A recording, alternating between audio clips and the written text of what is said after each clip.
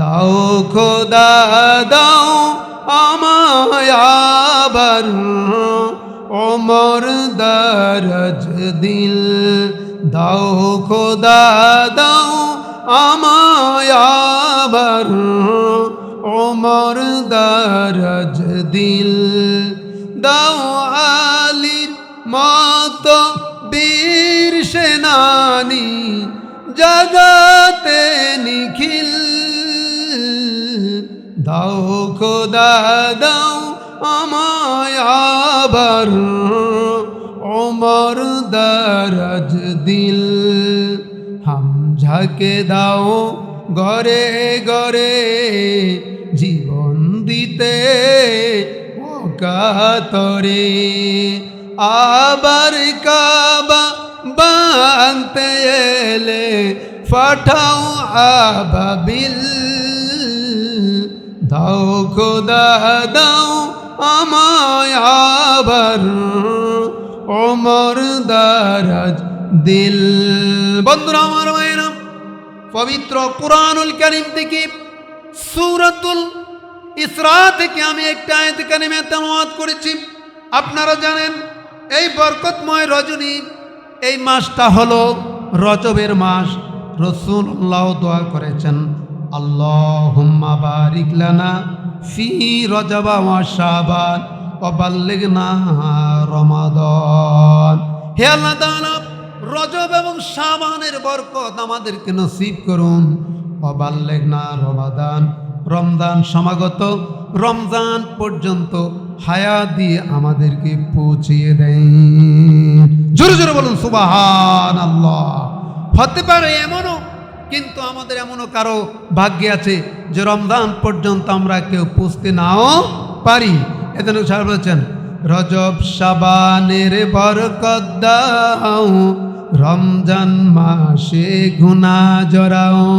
রজব শাবানের বরকত দাও, রমজান মাসে গুনাহ জড়াও। চিৎকার দিয়ে বলুন সুবহানাল্লাহ। রাসূলুল্লাহ হাদিসের ভিতরে বলেন, আর রজবু শাহরুল্লাহ, রজব মাস হলো আল্লাহর মাস। যেই মাসটা চলতেতে ওয়াল পরবর্তী মাসটা হলো শাবান। রাসূলুল্লাহ বলেছেন, ওয়া শাবানু শাহরি, শাবান মাস আমার নবীর মাস। ওয়ার রমাদানু উম্মতি, আর রমজান মাস হলো আমার উম্মতের গুনাহ মাফের মাস। চিৎকার দিয়ে বলুন সুবহানাল্লাহ। আউযু বিল্লাহি মিনাশ শাইতানির রাজীম। বিসমিল্লাহির রহমানির রহিম। সুবহানাল্লাযী আসরা বিআবদিহি লাইলাম মিনাল মাসজিদিল হারামি ইলাল মাসজিদিল আকসা الذي باركنا حوله لنريه من آياتنا إنه هو السميع البصير. صدق الله العظيم وصدق رسوله النبي الكريم. وقال رسول الله صلى الله عليه وسلم, اللهم بارك لنا في رجب وشعبان وبلغنا رمضان, أو كما قال عليه الصلاة والسلام. একটু দুরূদ শরীফ পড়ি আমরা। আল্লাহুম্মা, সকলে একটু দুরূদ শরীফ পড়েন। মাওলানা মুহাম্মদ ওয়া আলা আলি সাইয়্যিদিনা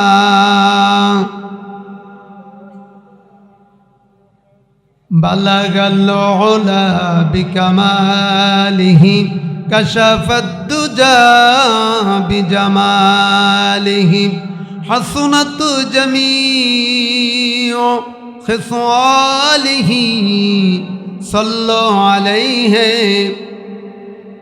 দাও খোদা দাও আমায় আবার ওমর দরজ দিল দাও খোদা দাও আমায় আবার ওমর দরজ দিল দাও আলীর মতো বীর সেনানি জগতে নিখিল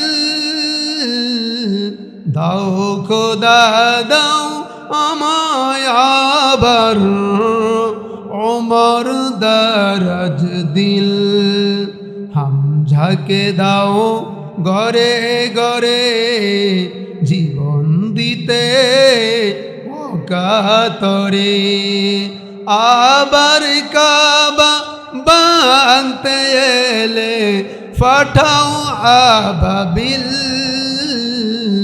দাও খোদা দাও আমায় আবার ওমর দরজ দিল বালাগাল উলা বিকামালিহি কাশাফাদ দুজা বিজামালিহি হাসনাত জামিউ খিসালিহি সাল্লু আলাইহি ওয়া আলিহি। বন্ধুরা আমার ভাইরা, পবিত্র কুরআনুল কারীম থেকে সূরাতুল ইসরা থেকে আমি একটা আয়াত কারিমা তেলাওয়াত করেছি। আপনারা জানেন এই বরকতময় রজনী, এই মাসটা হলো রজবের মাস। রাসূলুল্লাহ দোয়া করেছেন, আল্লাহুম্মা বারিক লানা ফি রজব ওয়া শাবান ওয়া বাল্লিগনা রমাদান। হে আল্লাহ তাআলা, রজব এবং শাবানের বরকত আমাদেরকে নসিব করুন। ওয়া বাল্লিগনা রমাদান, রমজান সমাগত, রমজান পর্যন্ত হায়াত দিয়ে আমাদেরকে পৌঁছিয়ে দেন। জোরে জোরে বলুন সুবহানাল্লাহ। হতে পারে এমনও, কিন্তু আমাদের এমনও কারো ভাগ্যে আছে যে রমজান পর্যন্ত আমরা কেউ পৌঁছতে নাও পারি। এজন্য সাহেব বলেছেন, রজব শাবানের বরকত দাও, রমজান মাসে গুনাহ জড়াও। রজব শাবানের বরকত দাও, রমজান মাসে গুনাহ জড়াও। চিৎকার দিয়ে বলুন সুবহানাল্লাহ। রাসূলুল্লাহ হাদিসের ভিতরে বলেন, আর রজবু শাহরুল্লাহ, রজব মাস হলো আল্লাহর মাস।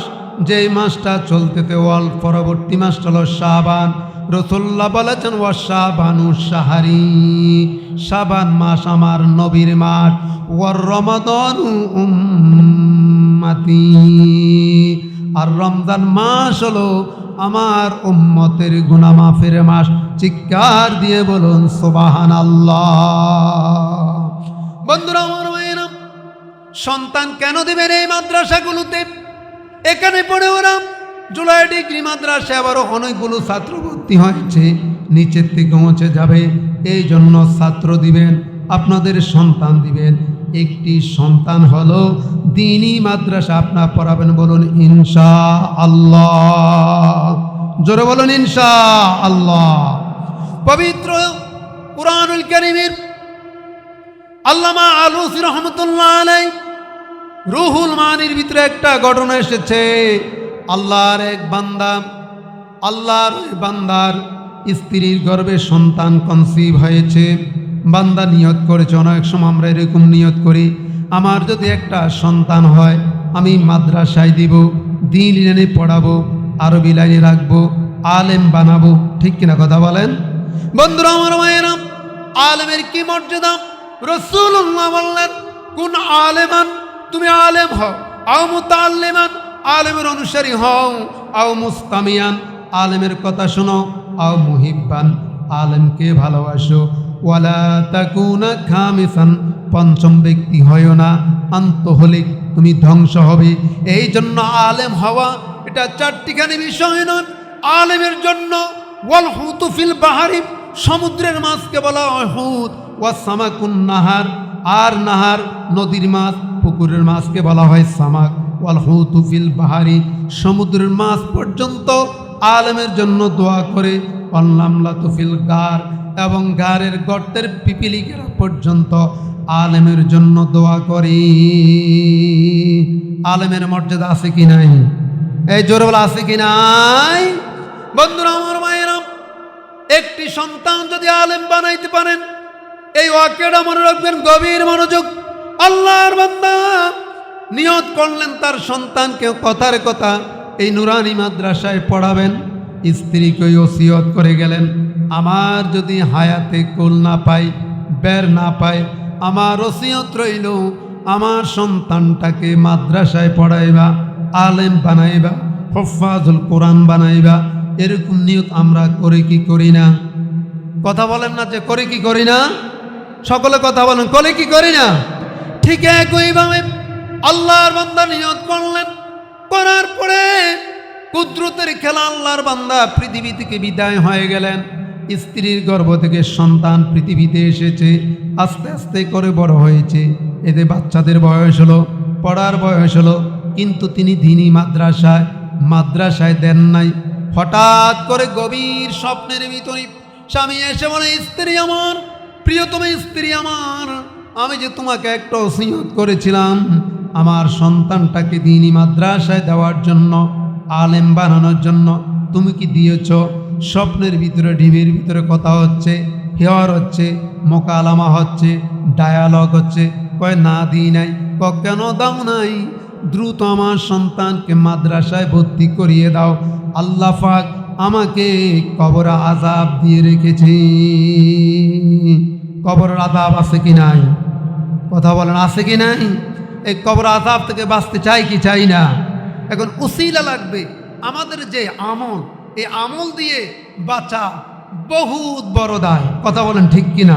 আল্লাহর রহমত যদি না হয় কিছুতেই সম্ভব নয়। এই জন্য বন্ধুরা আমার ভাইরা ও জুলাইয়ের অধিবাসী বলে যাই বাবা, বলে যাই, বলে যাই বাবা। ওই আল্লাহর বান্দা ঘুমের ভিতরে স্বপ্নের মধ্যে চলে গেলেন, স্ত্রীর ঘুম ভেঙে গেল, হঠাৎ করে সকাল হয়ে গেল। তিনি দ্রুত তার সন্তানকে এনে মাদ্রাসায় ভর্তি করাই দিলেন। দ্বিতীয় রাত্রিতে আবার ওই বাচ্চাটা হুজুরের সাথে তালাফুযু বিল লিসানে, হুজুর বললেন পড়ো, আউযু বিল্লাহি মিনাশ শাইতানির রাজিম, বিসমিল্লাহির রহমানির রহিম। সন্তান পড়তে শুরু করলেন, জবান দিয়ে উচ্চারণ হলো কোরআন শরীফের আলফাজগুলো, শব্দগুলো। দ্বিতীয় রাত্রিতে স্বামী গভীর ঘুমের ভিতরে আবার স্ত্রীকে বললেন, প্রিয়তমা স্ত্রী আমার, তুমি খুব ভালো একটা কাজ করেছ। কি কাজ করেছি?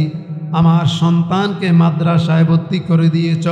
সন্তান যখন তালাফুযু বিল লিসান, জবান থেকে হুজুরের সাথে সাথে আউযু বিল্লাহ বিসমিল্লাহ তেলাওয়াত শুরু করে দিল, আল্লাহ পাক সাথে সাথে আমার কবর আযাব মাফ করে দিয়েছে। জোরে বললেন না সুবহানাল্লাহ? চুপ করে বসে রয়েছে। সুবহানাল্লাহ কখন বললেন? কালকে আসি বলিয়েন। এখানে কালকে মাহফিল হবে, কথা কালকে মাহফিল হবে। গতকালকে হয়েছে। জবান দিয়ে মুসলমান কথা বের হয় না, নামাজ নাই, রোজা নাই, জবান দিয়ে কথা নাই, আল্লাহ নাই, জিকির নাই, সারাদিন শুধু বাইস্কোপ, সিনেমা আর শুধু একটা যন্ত্র বের হয়েছে, সারাক্ষণ শুধু এটার মধ্যে টিভি। মা বোনেরা সব আছে কি নাই? কথা বলেন ঠিক কিনা? বন্ধুরা আমার ভাইয়েরা, এই যন্ত্র একদিন আপনার ক্ষতির কারণ। দুনিয়াতেও ক্ষতি, আখিরাতেও ক্ষতি। এই জন্য ক্ষতি থেকে বাঁচতে হলে আল্লাহ পাক সন্তান দিয়ে আপনার বাগান সাজাইলেন। আল্লাহ পাক আবার কোরআন কারীমের ভিতরে বললেন, ইয়াউমা লা ইয়ানফাউ মালুন ওয়ালা বানুন ইল্লা মান আতাল্লাহা বিকলবিন সালিম।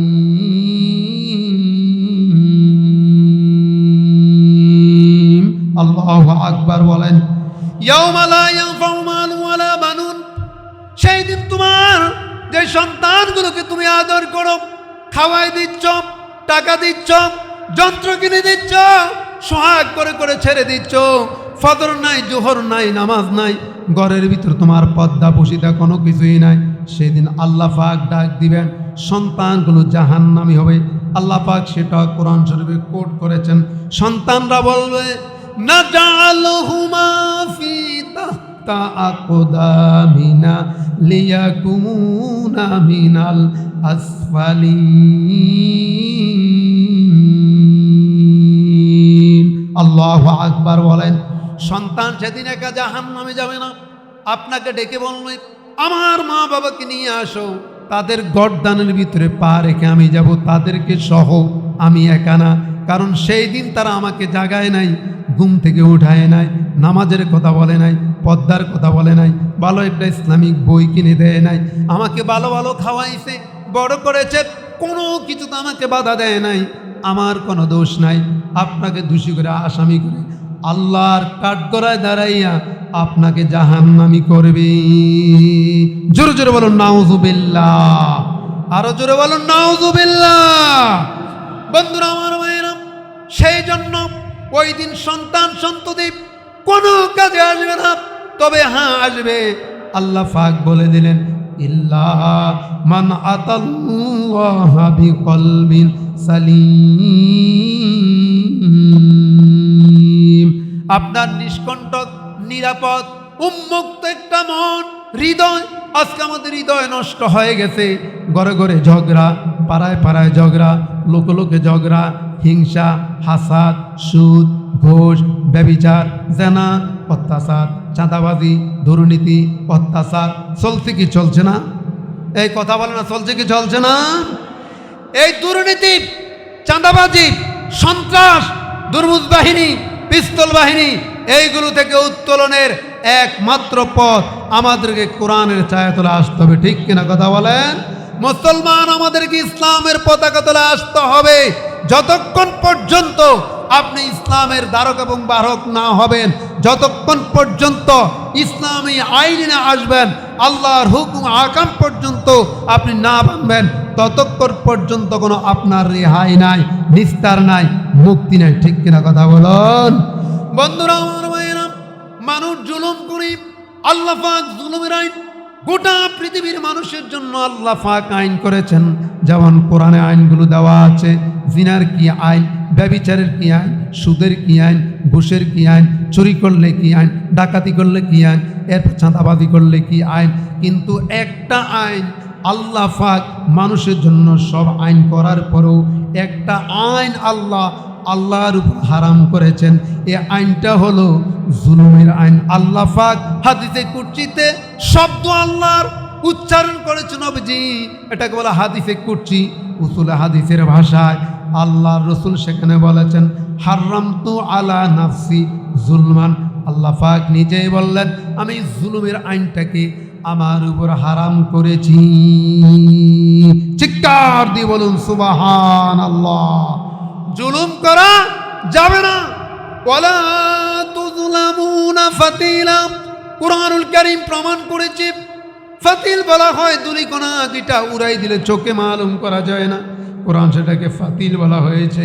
আল্লাহ পাক সেই দিন এই ফাতিল পরিমাণ দুলিকণা পর্যন্ত কোনো মানুষের উপর জুলুম করবে না। জোরে জোরে বলুন সুবহানাল্লাহ। আজকে আমরা সেই জুলুমের মাত্রা মানুষের উপর আমরা বৃদ্ধি করে দিয়েছি। ঠিক কিনা কথা বলুন? প্রতিটা পাড়ায় পাড়ায়, গ্রাম গ্রাম, মহল্লা, বাংলাদেশের এই মাথা থেকে ওই মাথা পর্যন্ত আল্লাহ পাক ঘুরাইতেছে। প্রতিটা জায়গায় একই অবস্থা। বন্ধুরা আমার ভাইয়েরা, সেই জন্য জুলুম করা যাবে না, অত্যাচার করা যাবে না, দুর্নীতি করা যাবে না। পৃথিবীর কোনো আইনে আপনি পার পেয়ে গেলেও আল্লাহর আইনে আপনি ধরা। পৃথিবীর দুর্মুখ বাহিনী, সেনাবাহিনী, নৌবাহিনী, মেরিন, পুলিশ, আইন, আদালত, বিচার, মিথ্যা সাক্ষী, এইগুলো দিয়ে বেঁচে গেলেন। কিন্তু আল্লাহর আদালতে একটি আদালত কায়েম। আল্লাহ পাক নিজেই বললেন সূরাতুত তিনের ভিতরে, আলাইসাল্লাহু ইয়াহকুমুল হাকিমিন। আজকে দুনিয়ার ভিতরে তোমরা যাকে জাস্টিস মানো, যার হুকুম তোমরা নতশিরে দাঁড়াই থাকো, আদালতের ভিতরে হাত জোর করে দাঁড়াই থাকো, সকল বিচারক আমি। আমার কি একটা এজলাস কায়েম হবে না? আমার কি একটা বিচারিক আদালত কায়েম হবে না? সেই দিন কি আমার আদালত তুমি দাঁড়াবে না? সেই দিন তোমার ব্যাপারে কেউ কালিতি করবে, সেই দিন আমি বিন্দু পরিমাণ জুলুমের আইন পর্যন্ত ছাড় দিব না। চিৎকার দিয়ে বলুন সুবহানাল্লাহ। বন্ধুরা আমার ভাইয়েরা, আসুন আমি কুরআনুল কারীম থেকে এই বরকতময় রাত্রির উপরে একটা আয়াতে কারিমা তেলাওয়াত করেছে। আল্লাহ পাক বলতেছেন, সুবহানাল্লাযী আসরা বিআবদিহি লাইলাম মিনাল মাসজিদিল হারামি ইলাল মাসজিদিল আকসা। সুবহান, আল্লাহর পুত পবিত্র মহান সে সত্তা। উসাব্বিহু, আমি সে মহান রবের প্রশংসা তাসবিহ পাঠ করতেছি। আই সাব্বাহা বলা হলো সে যাতে আল্লাহ পুত পবিত্রতা বর্ণনা করে, যিনি সে মহান। আল্লাযী আসরা বিআবদিহি, আল্লাহ পাক মুহাম্মদ সাল্লাল্লাহু আলাইহি সাল্লামকে আব্দ বলেছে, বান্দা বলেছে, গোলাম বলেছে, দাস বলেছে। আল্লাহ পাক রাসূলকে খুব ভালোবেসে আদর করে দাস বলেছে, গোলাম বলেছে, বান্দা বলেছে। আল্লাহ পাক বলেন, আল্লাযী আসরা, যাকে আমি ইসরা করাইলাম, ভ্রমণ করাইলাম এই রাত্রিতে 26 তারিখ দিবাগত রজনীতে বাইতুল্লাহ শরীফ থেকে বাইতুল আকসা পর্যন্ত।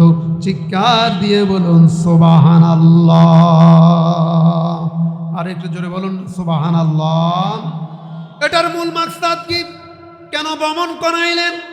আল্লাহ নিজে বললেন তার বান্দা, প্রিয় বান্দা, লাইলাম মিনাল মাসজিদিল হারাম ইলাল মাসজিদিল আকসা, বাইতুল্লাহ শরীফ থেকে বাইতুল আকসা পর্যন্ত লক্ষাধিক 1.5 লক্ষ নবী রাসূলের উপস্থিতিতে সকলে নবী রাসূল বসা, সকলের মনের একটা আশা, আজকে ইমামতি করে আমি ইমামুল মুরসালিন হব, নবিউল আম্বিয়া হব।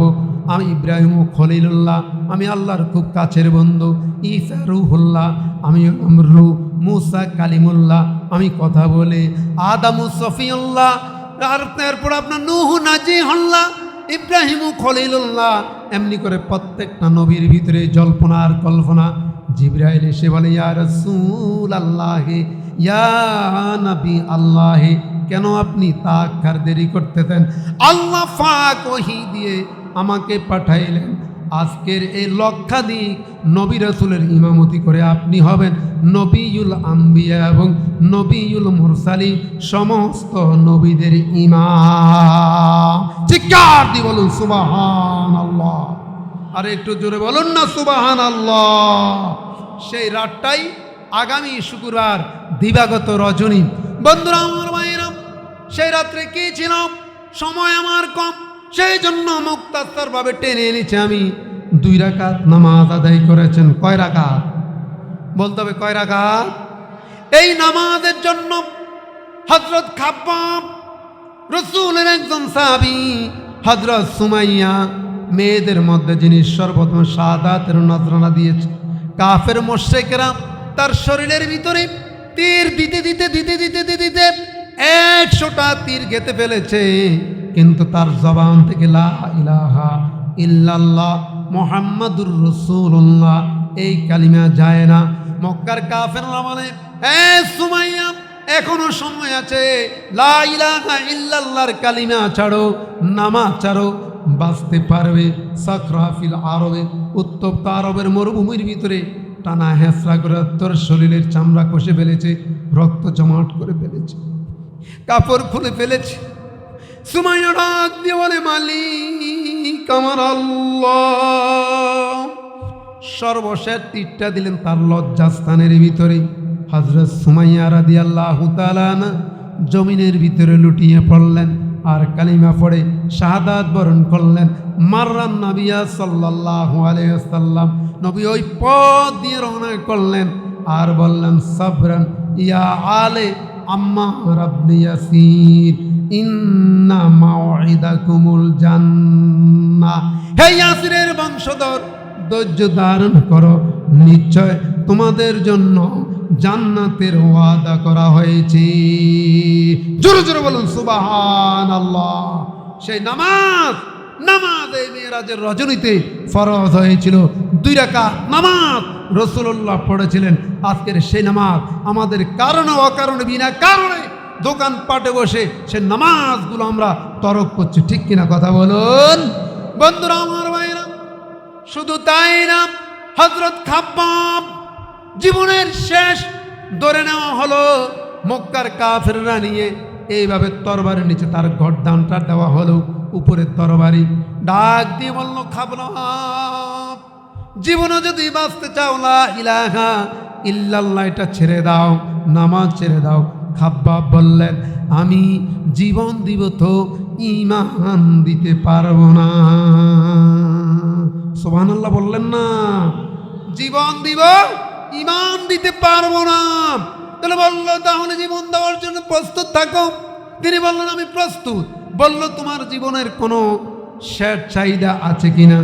এই মুহূর্তে যদি আমার এমন অবস্থা হতো, আপনার হতো, আমি আর আপনি বলতাম, ঠিক আছে, আমরা মা বাবা চাই, সন্তান চাই, নিজে বাঁচতে চাই, ঠিক কিনা কথা বলেন?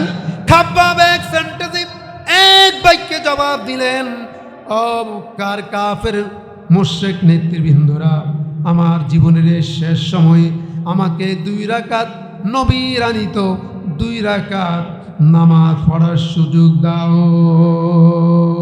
কয় রাকাত? জোরে বলতে হবে, কয় রাকাত? এই রাত্রিতে, এই মেরাজের রাত্রিতে নামাজ পড়া হয়েছে। গভীর মনোযোগ আমার বাবার ভাইয়েরা, আপনারা আমাকে সকলে চেনেন, আমি আপনাদের সকলকে চিনি। যদি এটা আমাদের একটা পাড়ার মহল্লা, কিন্তু এটা একটা মাহফিল, আমরা দূরে যাই প্রধান বক্তা, ওখানেও মাহফিল। বন্ধুরা আমার ভাইয়েরা, হযরত খাব্বাবকে সময় দেওয়া হলো। সাহাবীদের নামাজ কত দীর্ঘ হয়, তবিলাতুস সালাত, দীর্ঘ নামাজ হয়, দীর্ঘ সেজদা হয়, দীর্ঘ রুকু হয়। কিন্তু আমরা মসজিদে গেলে টুকটাক 2টা সেজদা দিয়া কোনো রকম, জুমার নামাজের দিন গেলে যাইব সবার পরে, আসবো সকলের আগে। আছে কি নাই? কথা আছে কি নাই? কিন্তু রাসূলুল্লাহ বলেছেন, সবার আগে যাবে, বরকত নিয়ে ঢুকবে, সকলের পরে আসবে, সবার আগে যাবে, রহমত নিয়ে ঢুকবে, সবার পরে বের হবে, বরকত নিয়ে বের হবে। চিৎকার দিয়ে বলুন সুবহানাল্লাহ। হযরত খাব্বাবকে সময় দেওয়া হলো, তিনি নামাজ পড়তে চলে গেলেন। তিনি নামাজে দাঁড়াইয়া অন্য দিন মাগরিবের সেজদা দিলে ফজর হয়ে যেত, ফজরের সেজদা দিলে মাগরিব হয়ে যেত। কিন্তু আজকে তিনি খুব দ্রুত 1 সেকেন্ডে নামাজ পড়ে চলে আসছে। মক্কার কাফেররা বলল, খাব্বাব প্রতিদিন তুমি দেরি করে নামাজ আদায় করো, একটি সেজদা মাগরিবের সময় দিলে ফজর তোমার হয়ে যায়, আজকে তুমি এত তাড়াতাড়ি নামাজ আদায় করে চলে এসেছ। হযরত খাব্বাব ডাক দিয়ে বলে, মক্কার কাফের নেতৃবৃন্দরা শোনো, যদি আমি দেরি করে নামাজ আদায় করতাম, তোমরা মনে করতে আমি মৃত্যুর জন্য দেরি করতেছি। মুসলমান কখনো মৃত্যুকে ভয় পায় না। জোরে জোরে বলুন সুবহানাল্লাহ। মুসলমান কখনো মৃত্যুকে ভয় পায় না। দাও দাও দাও, আমাকে শহীদ করে দাও, আমার গর্দান কেটে দাও, শহীদ করে দাও, আমি হাসতে হাসতে আল্লাহর জান্নাতে ঢুকে যাব। জোরে জোরে বলুন সুবহানাল্লাহ। সেই জান্নাত আমাদের সকলের সামনে আছে কি নাই? দুনিয়ার ভিতরে এই নামাজগুলো আমাদের দরকার আছে কি নাই? কথা বলেন, আছে কি নাই? আমরা 5 ওয়াক্ত নামাজ ফরজ হয়েছিল 50 ওয়াক্ত। আমার নবী, আপনার নবীর বৌদলতে, উসিলাতে, নেগাক্রমে আল্লাহ পাক নামাজ কমাই দিলেন, কিন্তু সওয়াব ঠিকই রাখলেন, নবীকে খুশি করে দিলেন। নবী আমার, আপনি যাচ্ছেন 50 ওয়াক্ত নামাজের 45 ওয়াক্তই কমাই দিয়েছি, 5 ওয়াক্ত দিয়েছি। 5 ওয়াক্ত নামাজ যদি আবার আপনার উম্মতেরা আদায় করে, কিন্তু সওয়াব পাবে 50 ওয়াক্তের। চিৎকার দিয়ে বলুন সুবহানাল্লাহ। আর একটু জোরে বলুন না সুবহানাল্লাহ। বন্ধুরা আমার ভাইরা, এই জন্য যারা যেখান থেকে এসেছেন, অনেক মানুষ আপনারা বসেছেন, আপনাদেরকে মোবারকবাদ, ধন্যবাদ। আমি ইন্ট্রোডাকশনে বলেছি, ইবতিদাতে বলেছি, ভূমিকাতে, ওয়াজ কানসুকের জন্য নয়, শোনার জন্য নয়, ওয়াজ আমলের জন্য। ঠিক কিনা কথা বলেন? ওয়াজ কিসের জন্য? আমলের জন্য। আমার মা বোনেরা, গভীর মনোযোগ, জোলার মা বোন যারা আছেন, রাসূলুল্লাহ ইরশাদ করেন, আইয়ুমা মাতাত ইমরাতিন ওয়া যাউজুন আনহা রাদিন দাখালাতিল জান্নাতা। নবী আমার ঘোষণা করে, কোন মহিলা যদি তার স্বামীকে খুশি করে মারা যায়, কাকে খুশি করে? স্বামীকে খুশি করে মারা যায়, দাখালাতিল জান্নাতা, ওই মহিলাটা জান্নাতি। জোরে জোরে বলুন সুবহানাল্লাহ, আরো জোরে বলুন না সুবহানাল্লাহ। কিন্তু মাশাআল্লাহ আমাদের মহিলারা আচার আচরণের ক্ষেত্রে স্বামীদের সাথে যে বিয়ে, যে কথাবার্তা বা যে লোগাত, যে ভাষা ল্যাঙ্গুয়েজ ইউজ করে, এটা কিন্তু ঠিক নয়। ঠিক কিনা কথা বলুন?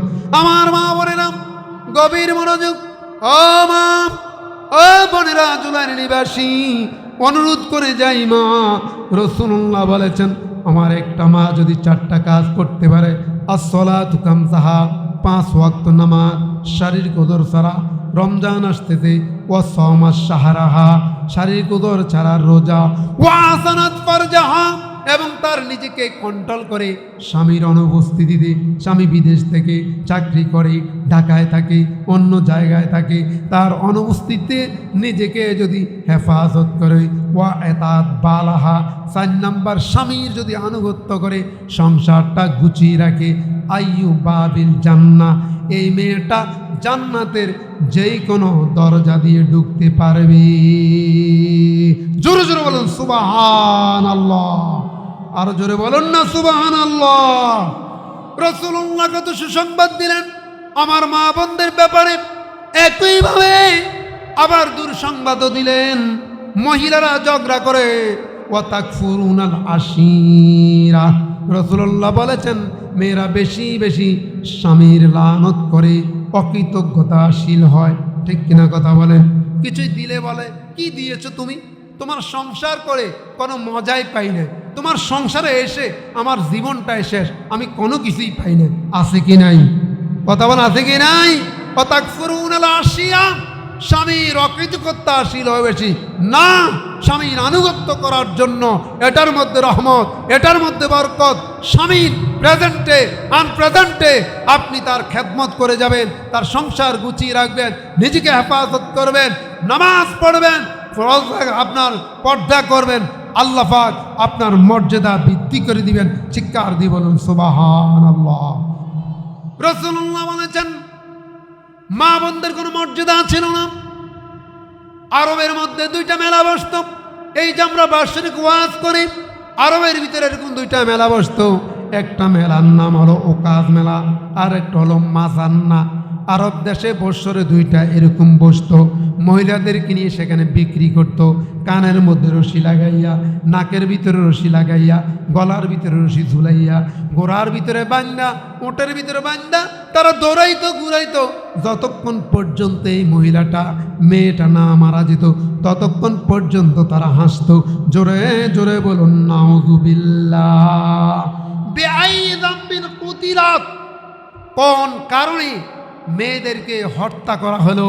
রাসূলুল্লাহ বলেছেন হাদিসের ভিতরে, আল জান্নাতু তাহতা আকদামিল উম্মাহাত, মেয়েদের পদতলে জান্নাত সন্তানের। আমার মা বোন যদি দোষ করে, এটা তার সাথে, একটা সন্তান যদি খেদমত করে, মা বাবার খেদমত করে যায়। কিন্তু বর্তমান প্রেক্ষাপটে জুলাইও আছে, আমরা তাকে বিভিন্ন জায়গায় বলি, এমনও সন্তান আছে মা বাবার সাথে খারাপ আচরণ করে, ইভেন কি মা বাবার গায়েও হাত তোলে। আছে কি নাই? এই কথা আছে কি নাই? ভাত খাওয়ায় না, সে এক ঘরে থাকে, মা বাবা আরেক ঘরে, এবং হাত উঠায়। এ যুবক বলে যাই, ফায়ের ভিতরে করে বলে যাই, মা বাবার খেদমত যদি করতে পারো, জীবনে শাহিন করতে পারবে। আমাদের মা বাবা চলে গেছে, আমরা খেদমত করার সুযোগ পাই না। আজ থেকে 11-12 মাস আগে মা চলে গেল, 33 বছর আগে বাবা চলে গেল, খেদমতের কোনো সুযোগ পাই নাই। যাও, মাকে পেয়েছি, 1 বছর আগে মা বিদায় হয়ে গেছে। আর বারবার মনে পড়ে, চেহারাটা দুঃসামনে আছে, কিন্তু করার কোনো সুযোগ নাই বাবা। এ যুবক বলে যাই, যাদের মা বাবা আছে তাদের খেদমত করবা। আল্লাহ পাক মা বাবার খেদমতের কারণে তোমার জীবনে অনেক উন্নতি দিয়ে দিবে। জোরে জোরে বলুন সুবহানাল্লাহ, আরো জোরে বলুন না সুবহানাল্লাহ।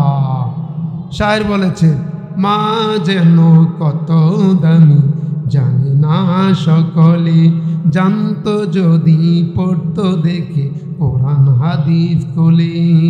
10 মাস 10 দিন গর্ভে ধারণ করেছিল মা, সহ্য করে নিয়েছিলেন যতই যন্ত্রণা। সেই মাকে কষ্ট দিলে আল্লাহর রসতলে, মা যেন কত দামি জানে না সকলে। গজল বলা আমার উদ্দেশ্য নয় বাবা, আমি শুধু বুঝাইতেছিলাম মা বাবার খেদমত। কোন সন্তান যদি মা বাবার খেদমত করে যেতে পারে, ওই সন্তান জীবনে কোনোদিন বিপদে পড়বে না। জোরে জোরে বলবো সুবহানাল্লাহ, আরো জোরে বলুন না সুবহানাল্লাহ।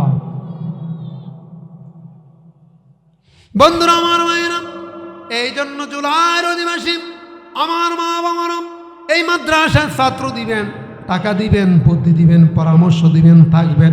হিংসা বিদ্বেষ ভুলে যাবেন। প্রতিষ্ঠান এটা বোবা জিনিস, এটার সাথে কোনো হিংসাত্ব নাই। মানুষ মানুষের মধ্যে দ্বন্দ্ব। ডিগ্রি মাদ্রাসা আছে, ওখানেও যাবেন। আগামী 21 তারিখ ডিগ্রি মাদ্রাসার মাহফিল, আপনাদেরকে দাওয়াত দিলাম। আপনাদের মাদ্রাসা হুজুর সর্বপ্রথম ওই মাদ্রাসাটা করলেন, এটার কারণে গোটা বাংলাদেশ পরিচিতি বাবা। 21 তারিখ মাহফিল, ওখানেও আপনারা যাবেন। ও বন্ধু ভাইয়েরা, ওয়াজের মধ্যে বসলে জীবনে একটি আমল হতে পারে।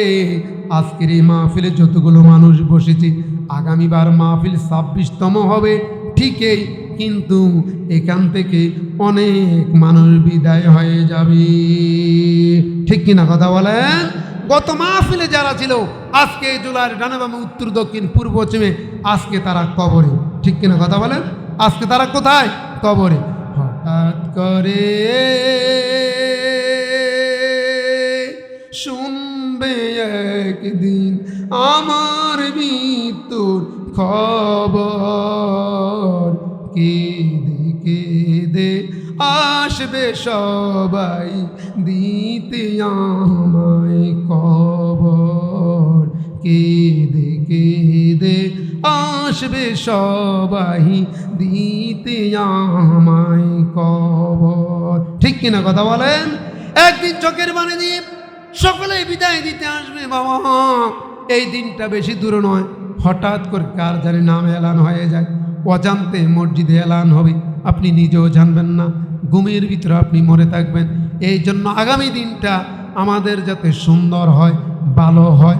যা করেছি পিছনে গিয়েছে, আমরা কি একটি মানুষ এখানে বসেছি হাত তুলে বলতে পারি হুজুর আমার গুনাহ নাই? আমি সহ একটা মানুষ হাত তুলতে, হুজুর আমি জীবনে গুনাহ করি নাই, আমার কোনো গুনাহ নাই, এরকম কেউ আছেন? নাই। তাহলে আমরা সকলে গুনার সাথে যুক্ত। গুনার সাথে কি? সকাল থেকে শুরু করি বিকাল পর্যন্ত আল্লাহ রসুলের একটা স্বপ্নের তাবিরের কথা বলি। আজকে ভাই ভাই দ্বন্দ্ব, তৃতীয় ব্যক্তি খুব কাছের হয়ে যায়। আপন ভাই ভাইয়ের সাথে দা কুমড়ার সম্পর্ক হয়ে যায়। দেখলে মনোজনের শত্রু, জমি নিয়ে, জায়গা নিয়ে, বাড়ি নিয়ে, টাকা নিয়ে। আছে কি নাই? এই কথা বলে না কি? আমার ওয়াজ আসতেছে না? আছে কি নাই? বন্ধুরা আমার মায়েরা, এক লোক স্বপ্ন দেখলেন 3টা পুকুর, পানির স্রোত হলো, উপরের পানি নিচে যাবে, এর থেকে এই দিকে যাবে। কিন্তু ওই লোকটা এসে বলে, ইয়া রাসূলুল্লাহ, আমি একটা স্বপ্ন দেখেছি। কি স্বপ্ন? হুজুর স্বপ্নের ভিতরে দেখি 3টা পুকুর, উপরের পানি, ওই লগের পুকুরের পানিটা মধ্যখানের পুকুরে না গিয়ে দ্বিতীয় পুকুরে আসে, তৃতীয় পুকুরে পড়ে, দ্বিতীয় পুকুরে পড়ে না, তাও নিচে দিয়ে না। প্রথম পুকুরের পানিটা উপরে দিয়ে গিয়া তৃতীয় পুকুরে পড়ে। তার তাবিরটা কি? ব্যাখ্যাটা কি? রাসূলুল্লাহ বললেন, শোনো, এমন একটি সময় আসবে, ইয়াতিয়াস জামানু, এমন একটি জমানা আসবে, এমন একটি সময় আসবে, জ্বলন্ত কয়লা যেমন হাতের তালুর ভিতরে রাখা কষ্টকর হবে, মানুষের ঈমান রাখাটা তার চাইতে বেশি কষ্টকর হয়ে দাঁড়াবে। এই সময়টা চলে কি চলে না? উদাহরণ দিলে বুঝবেন।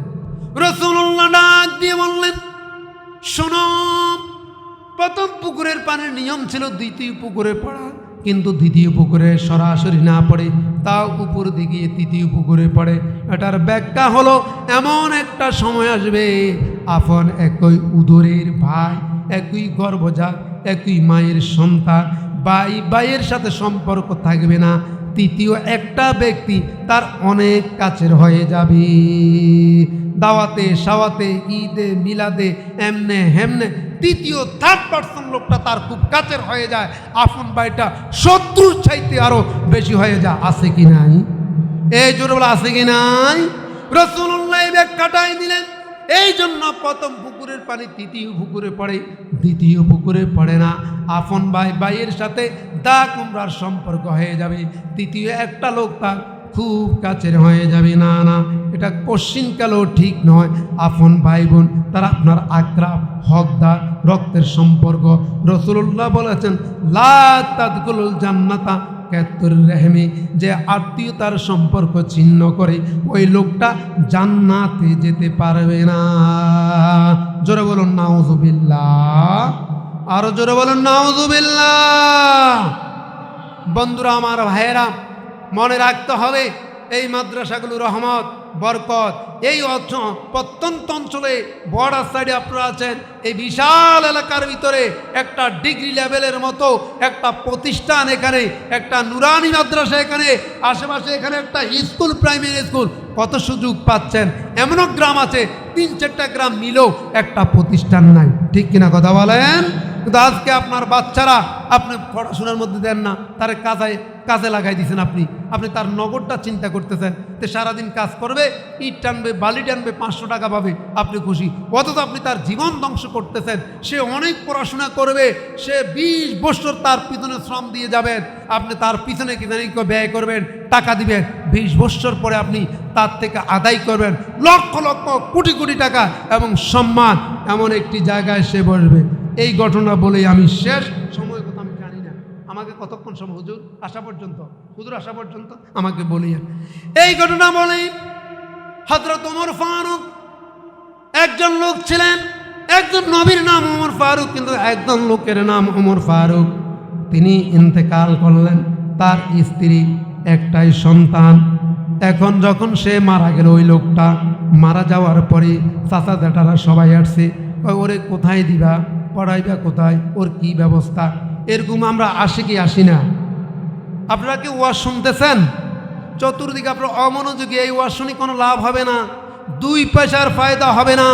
মেশকাতুল মাসাবি সরা মেরকাত মোল্লা আলী কারি রহমতুল্লাহ লিখেছেন, 5টা জায়গার ভিতরে মানুষ যদি অমনোযোগী হয়, তার 40 বছর ইনকাতা আমালুহু 40 সানা।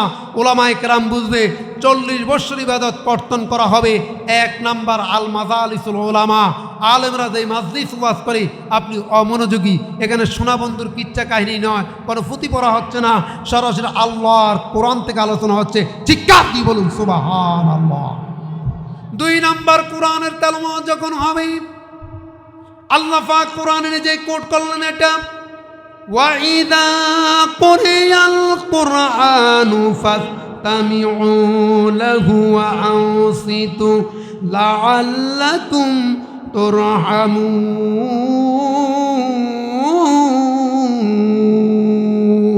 আল্লাহু আকবার বলেন। وَإِذَا قُرِئَ الْقُرْآنُ فَاسْتَمِعُوا, যখন কোরআন তেলাওয়াত করা হয় শোনো। শোনোর 2টা আরবি, আলেম আরবি, ইসমা, বাবে সামিয়া থেকে শোনা, বাবে ইস্তেফাল থেকে ইস্তামে, ওখানে 5টা অক্ষর, ব্যাখ্যা করার সময় নাই। এটা অর্থ শোনা।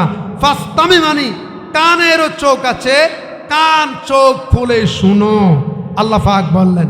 বন্ধুরা আমার ভাইয়েরা, ওই ওমর ফারুক মারা গেল, স্ত্রীকে এসে চাচা জ্যাঠারা ধরলেন, আপনার সন্তান, হুজুররা একটু বসতে দেন, এই ঘটনা বলে শেষ করে। আপনার চাচা জ্যাঠারা এসে বলে যে আপনার এই সন্তানকে কোথায় দিবেন, কোথায় সে পড়াশোনা করবে, কোথায় সে পড়াশোনা করবে, কোথায় তাকে দিবেন। বলল যে ঠিক আছে, এটা আমি চিন্তা করব, কোথায় আমি দিব। তিনি আপনাকে শুনতেছেন, হুজুর এসেছে, আলহামদুলিল্লাহ আমি ছাড়তেছি, এই 2-3 মিনিট। ওই সন্তানকে তিনি এভাবে মাদ্রাসার কি গুরুত্ব মাদ্রাসায় দিয়ে দিলেন। তো ছেলে মাদ্রাসায় গিয়েছে, পড়াশোনা করেছে, করার পরে যে দোয়াটা আমার মা আমার জন্য করে গেছে, আমার মা চেয়েছিলেন আমি যাতে আলেম হই, আমি আলেম হতে পারি নাই, কিন্তু টুপি আছে, দাঁড়িয়েছে, লেবাস, মানুষজন আলেম, আলেমের আইন, আলিম আল ইলমু মাসদার থেকে 3টা শব্দ আছে, আলিমুন, আলিমুন, আল্লামুন, কিন্তু এটার কোনোটার মধ্যে আমরা নাই। যাই হোক, এরপরও ওই মা সন্তানকে মাদ্রাসায় দিয়ে দিলেন। সন্তান পড়ে আসলো, বাসায় এসে অনেকে মা গভীর মনোযোগে আপনাদের দৃষ্টি আকর্ষণে বলতেছি, বাচ্চা বা পড়াশোনা করে যায়, কিন্তু মা জিজ্ঞেস করে না তুই আজকে কি পড়লি দেখি বাবা, আমাকে একটু শোনাও তো। ওই উমর ফারুকের স্ত্রী সন্তানকে ডেকে বলে, বাবা আজকে তুই মাদ্রাসায় গেলি, কি পড়লি আমাকে একটু শোনা।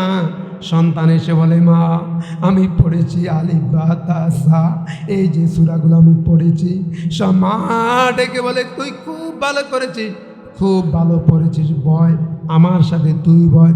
মা কয়, হাত তোল, ওখানে তোর জন্য আমি দোয়া করি, আমরা তুই আর আমি, তার আর কেউ নাই, আমরা দুজনে দোয়া করি। মা সন্তানের জন্য দোয়া করে, আল্লাহ আল্লাহ মালিক আমার আল্লাহ, আমার সন্তান আজকে মাদ্রাসায় আলিফ বা তা সা পড়ে আজকে বাসায় এসে ঘরে এসে আমি মাকে শুনাইলো, আমার মায়ের কলিজা ঠান্ডা হয়ে গেল, আমি একজনকে শুনাইলো। আল্লাহ পাক আমার সন্তানকে এই দ্বীনের খেদমতে লক্ষ লক্ষ মানুষের সামনে আমার সন্তান যাতে শুনাইতে পারে সেই তৌফিক ব্যবস্থা তুমি করে দাও। জোরে জোরে বলুন সুবহানাল্লাহ। বন্ধুরা আমার ভাইয়েরা, আসুন আমরা সেই সন্তানগুলোকে মাদ্রাসায় দিব তো ইনশাআল্লাহ, বলুন ইনশাআল্লাহ। আমরা যতটুকু আলোচনা শুনেছি আমি আল্লাহ পাক আমাদের সকলকে আমল করার তৌফিক দিন।